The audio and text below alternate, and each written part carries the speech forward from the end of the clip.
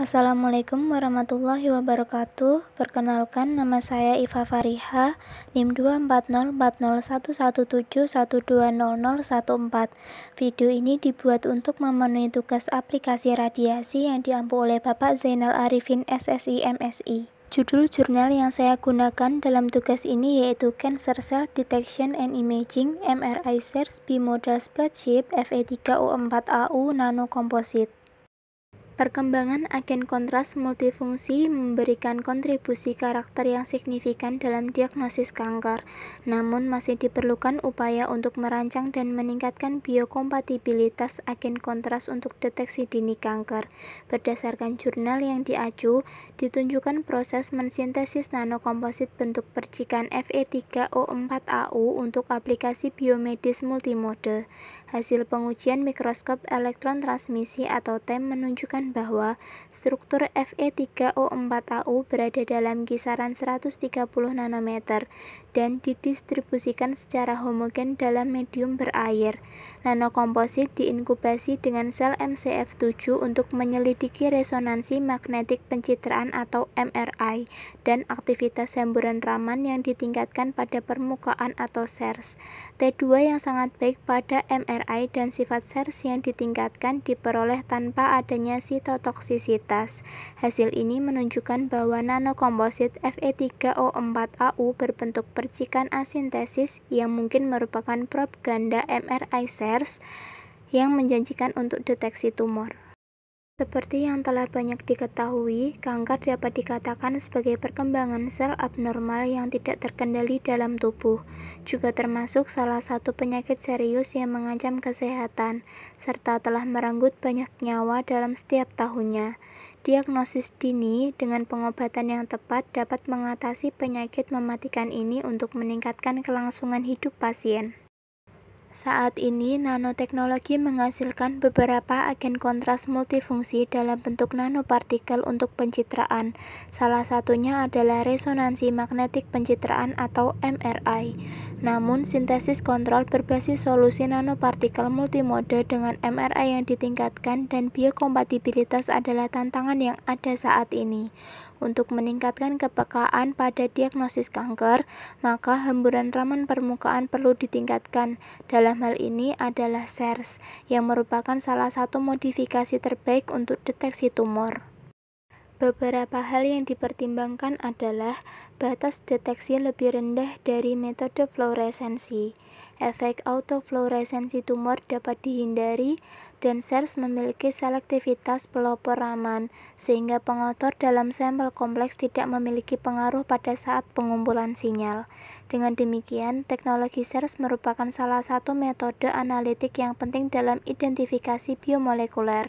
Oleh karena itu, telah banyak digunakan dalam deteksi tumor dan reseksi. Jadi, kombinasi teknik SERS dan MRI dimungkinkan dapat meningkatkan akurasi diagnosis dan terapi kanker. Komposit yang dikombinasikan dengan superparamagnetik nanopartikel oksida besi MRI aktif dan substrat emas SERS aktif disiapkan pada tahun 2011 dalam rangka pencitraan resonansi magnetik in vivo dan spektroskopi Raman. Untuk aplikasi SERS, nanopartikel perak adalah substrat SERS yang baik, tetapi beracun dan mudah untuk dioksidasi. Nanopartikel emas memiliki stabilitas dan biokompatibilitas. Oleh karena itu, nanopartikel emas sering digunakan sebagai SERS substrat.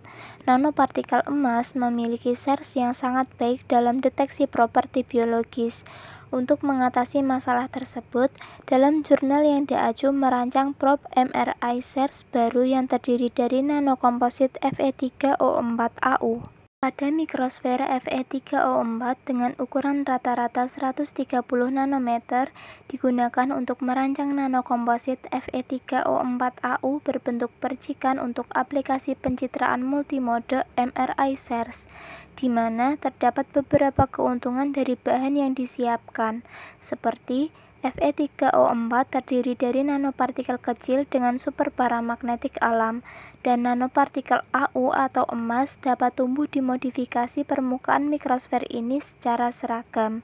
Hasil investigasi ini menunjukkan efektivitas nanokomposit berbentuk percikan unik sebagai agen gabungan MRI dan SARS yang sangat baik untuk deteksi kanker.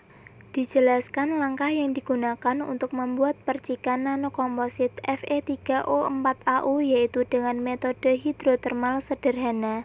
Metode ini digunakan untuk menyiapkan nanopartikel Fe3O4 di mana FeCl36H2O, natrium 2-hidroksipropanatrikarboksilat, dan NaOAc3H2O dicampur dalam etilen glikol dan dihasilkan campuran yang kemudian dipanaskan pada 200 derajat Celcius selama 10 jam.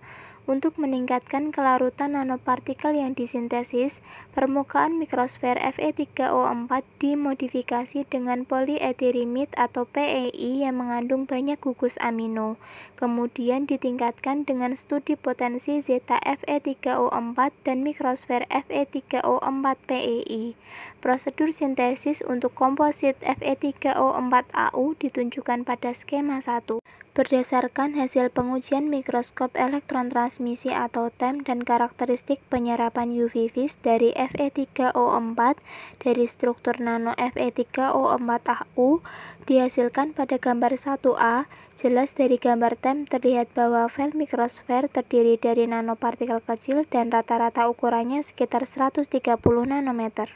Pada gambar 1B mengilustrasikan nanopartikel emas dengan ukuran rata-rata 10 nanometer yang tumbuh di atas permukaan mikrosfer Fe3O4 berbentuk nanopartikel yang seragam dengan struktur seperti percikan yang dapat ditunjukkan dari pengujian spektrum spektroskopi sinar X dispersif energi atau EDS.